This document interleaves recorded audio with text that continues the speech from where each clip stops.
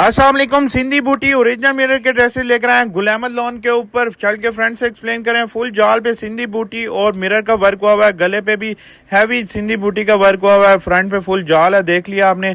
अब इसके बाजू दिखाते हैं। बाजू पे भी बंचेस बने हुए हैं, बहुत ही प्यारे, तीन तीन बंचेस बने हैं। ट्राउजर इसका प्लेन दूंगा मैं आपको, और इसका दुपट्टा दिखाते हैं। क्रेप शिफॉन का, बैम्बस शिफॉन का दुपट्टा है, ऊपर बूटियां बनी है सिंधी बूटी के, प्लस मिरर का वर्क है। रॉयल ब्लू कलर आपको दिखाया खोल के।